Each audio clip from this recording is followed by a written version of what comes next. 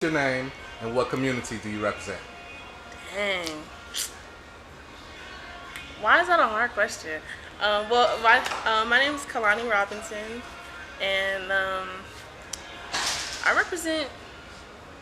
Are we talking city? City? Whatever community you choose.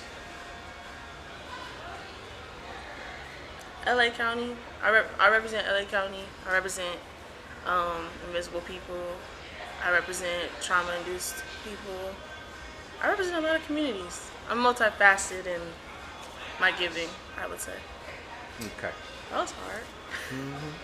Tell me about this event today and how did you become a part of it?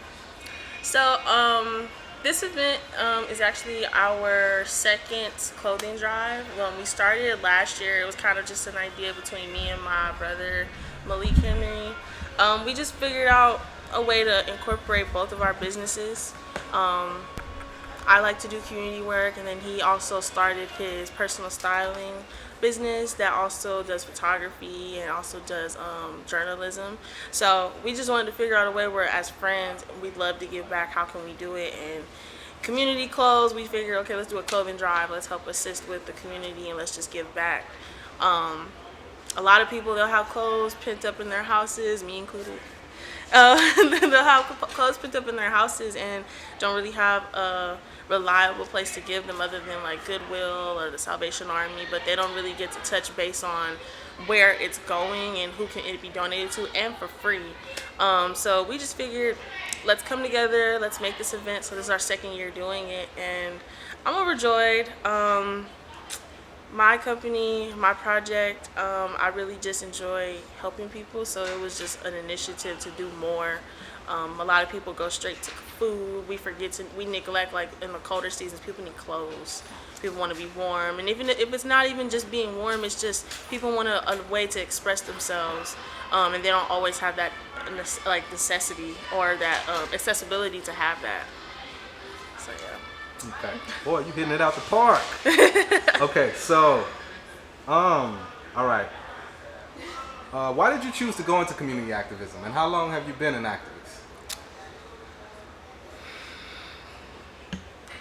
I think I've been an activist since I was like 15. And how old are you now? I'm 24. It's almost 10 years in activism. But honestly, I always tell people, like, when I was like younger, when I was like 10 years old, maybe younger than that, my mom would always ask me, what do you want to be when you grow up? Typical kid question. And at first I told her a maid. So I wanted to be a maid because I love to see how overjoyed people would be when like I would clean their house. I don't know, I was just a neat freak, so I'm like, oh, I'm cleaning people's houses, people are happy. And she's like, you don't want to be no maid, and I was like, I do. And so she was like, no, let's think bigger. And I was like, honestly, mom, I don't care what I do, I just want to help people. I like to see people smile. And as I got older, I got really just overwhelmed with being a black woman or a growing black woman, and where we live in our society, and I just saw like a space for me to move and to take part and just kind of tell my experiences and also tell like my own vision of how I see the world and how I see people. And so I don't know. I kind of just, when I was in high school, I just decided that I was tired of kind of listening to people talk about what they were going to do to help people. And I realized, like, okay, I could do that. I could do the helping. And I can actually probably do it better because I actually care. I have a genuine heart. I have a really too big of a heart most of the time. And I just felt like it was important for me to put my heart into the work and make it heart work and not just, oh, I'm going to do this so people can say I'm a good person. No, if I'm a good person, people are going to see that. So what influenced me to make my own project and put it into the community and go into community activism was there were gaps that I just feel like weren't being fulfilled with people's heart. I feel like there were gaps that were more so like people were fulfilling community engagement, but they weren't fulfilling it with genuine intentions, and that bothered me. And so I felt like, well, who would do it better if it's not me? So I just decided to go in. Okay. Okay. What are some of your hobbies outside of community activism? I don't have none. I mean, I have hobbies. I dance. I've been dancing since I was 5. I still dance. I still take dance classes to this day. What type of dance? It really doesn't matter. I'm hip hop, lyrical, praise, ballet. I used to do kind of cheer, gymnastics. So anywhere where I can kind of get in and just be active, that's what I'll do. But I like to dance. I've had this newfound kind of passion for creative directing now. So like, What's that? so basically I'll like help my friends or just my people around me that like are interested in like social media presence or like anything from music videos, photo shoots, or events. I like to event plan as well. So I've kind of been getting more familiar with that, and I realize it's something I really, really like to do. And I think it goes back into my concern and just like my appreciation for building community. Those events or those things help build a bigger community, and it allows people to actually get to know them better, whoever that person putting on the event or the image is supposed to be. Okay. Only got about 3-4 more. And you'll be off the hot seat. Okay. Name 3 things that you like about your community. So I'm from Compton, but I've been raised around Compton and just LA County. I'm an LA baby. I don't really like to kind of specify anything for real. But I'm from Compton. I'm a Compton baby for sure still. I love our culture. I didn't understand when people used to say we had an accent until I kind of went out the state one time. And then I realized when I came back, I said, dang, that's how we talk. We drag it. Like, I don't know. We're so proper and so, like, draggy. I don't know. I love our culture. I love that our gold. Like, I just love when you can look at somebody and be like, yeah, they from LA. Or, yeah, they're from the area. I love looking at that because it's impactful. It impacts a lot of people around the world. So I like that. I love the food. LA is like a melting pot of all cultures. So I always have a choice between whatever I want to eat 30 minutes away from me all the time, most of the time. So I love the food. I love like the culture with the food. And then my number one, this is hard. I say my number one is, I feel like we're very honest about what we kind of go through. And so events like this are easier because it's not a thing where it's like, that doesn't relate to me or I've never been there. I always tell people like, that if they ever had an opinion on like, oh, people that are homeless, I don't want to support that. And I'll be telling them like, you never know, it could be you. And you never really know how close you can be to it until it's kind of there. So I like when I host events or when I talk about or I advocate for other people's events and stuff. I love that I don't have to be in your situation to understand like I could be close to where you're at right now or where someone is. And so I give because I understand. So I feel like that's a common thing for a lot of people in my community is that we understand like the struggle's not too far away from us. So. Nice. Okay. I ain't gonna hold you too much longer. Name just 3 more questions really. So name something, maybe 2 or 3 things, and 1 thing, it doesn't matter. Name something or 2 or 3 things that you would like to change about your community.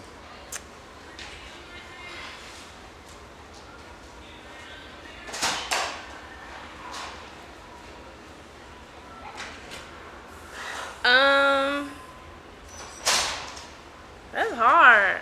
1 thing, it doesn't matter. It could be small, big, it doesn't matter.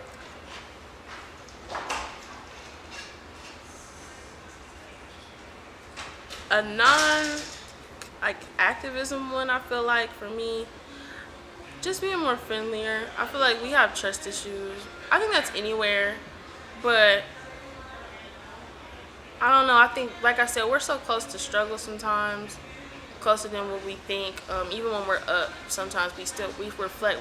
We have a tendency where we're from that we're always in survival mode, and like I feel like if we can incorporate more of the idea of like community, that we won't have to always think we're in survival mode. I have it bad too. Like I've been through a lot, so I do the same thing. I'm always kind of like a guard up, and aware of my surroundings, which you're supposed to do. I wouldn't take that away, but I would just say more trust in my community. More like I want people to be able to let their shoulders down and just enjoy their life, enjoy where we're from. And we're from a beautiful place, and I just want them to have more, just to be free from that stuff. And then more of a community thing. Rent.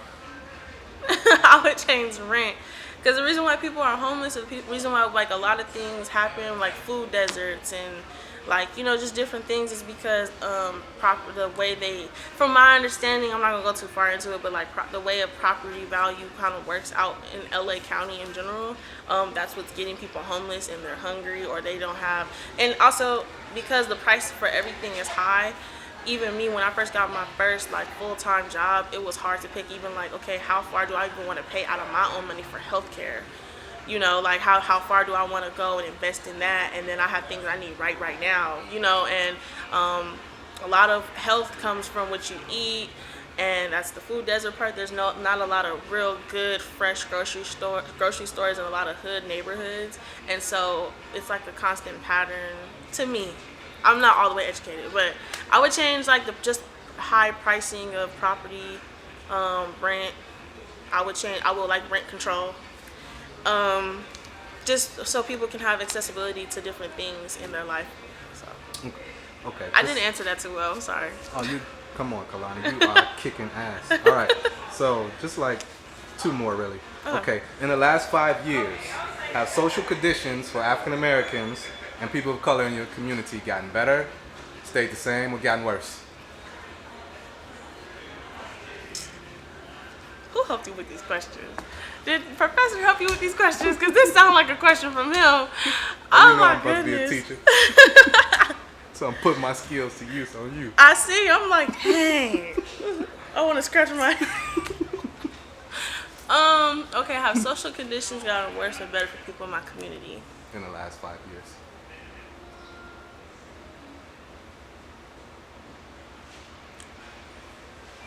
No. Yes and no. I feel like